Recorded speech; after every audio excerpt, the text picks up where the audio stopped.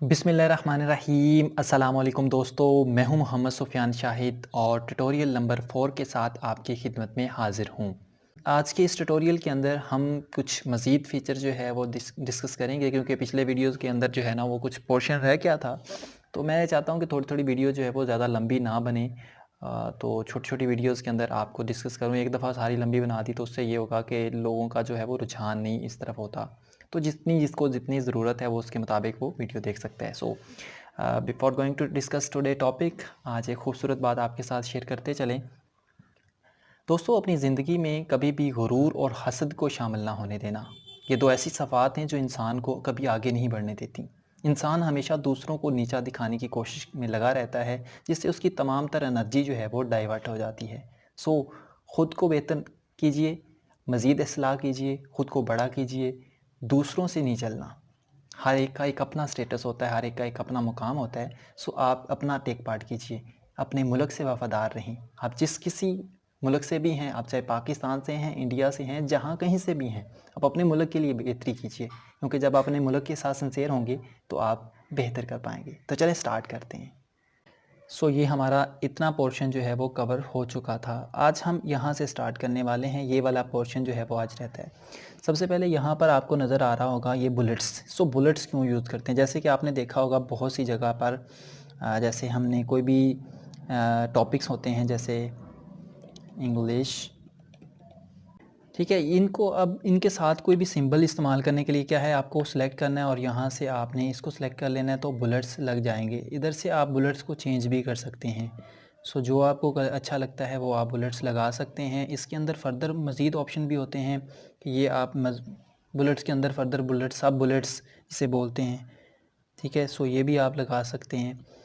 यहाँ पर इसके अंदर है दूसरे नंबर पे ये नंबर्स हैं। आप कोई भी टॉपिक इसी तरह सेम इसी को कॉपी करते हैं हम। मैंने आपको पहले बताया था कि मेरे पास जो है वो कंट्रोल प्लस इंसर्ट से कॉपी करता है और शिफ्ट प्लस इंसर्ट से पेस्ट करता है। सो यहाँ पर आपको ये नज़र आ रहा है नंबर के ऊपर आप क्लिक करेंगे तो यहाँ पर नंबर अप्लाई कर लेंगे। इसके यह जो छोटा सा बटन नज़र आ रहा है इस पर क्लिक करेंगे तो यहाँ पर आपको काफ़ी सारे ऑप्शन मिलते हैं, जो भी आप अप्लाई करना चाहते हैं।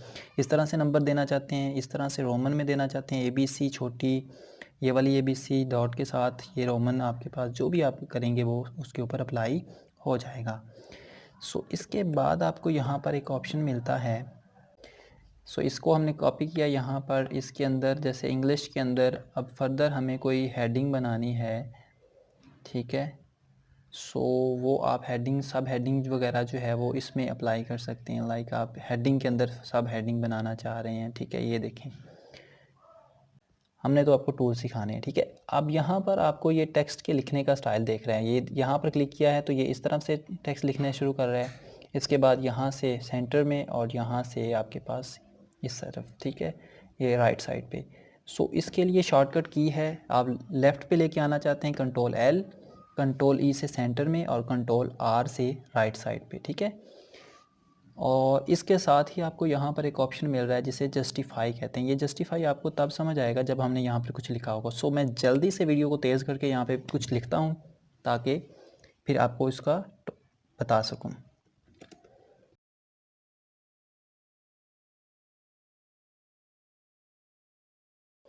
सो ये हमने यहाँ तक कुछ लिख लिया। अब आपको यहाँ पर इसको समझाने के लिए मैं क्या करता हूँ, इसको कॉपी करता हूँ ताकि इसको हम क्या कर सकें, काफ़ी सारा पेस्ट कर लें आगे। सो लेट्स सी, ये जो है वो हमने किया है। इसको अब यहाँ से देखिएगा, अब मैं इसको सेलेक्ट करके इस पर जस्टिफिकेशन अप्लाई करता हूँ तो उससे होगा क्या, ये देखें ज़रा।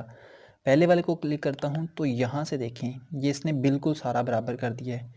ये नहीं था, Ctrl+Z से वापस आते हैं, आंडू से बोलते हैं। आंडू यानी एक स्टेप पीछे जाने के लिए, जो आपने काम किया गलती से आपसे ख़त्म हो गया तो एक स्टेप आप पीछे जाना चाहते हैं तो फिर क्या करेंगे, Ctrl+Z दबाएंगे।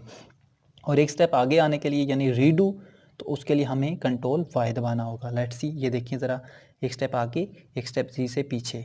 सो इसकी बात ये आपके पास आइडेंटिफिकेशन के लिए है। इससे क्या होता है कि आपका ये वाला जो है वो मूव करता है। ये देखें, ये जो आपका ग्राफ है, ये रूलर है, रूलर को आपको मूव करवाता है यहाँ से इंक्रीज़ करने के लिए और यहाँ से डिक्रीज़ करने के लिए, साथ में ये भी मूव हो रहा है। अगर हम यहाँ पर रख के करेंगे तो ये इसको आगे पीछे मूव करवाएगा, ये पूरे टेक्स्ट को ही मूव करवाता है, ठीक है।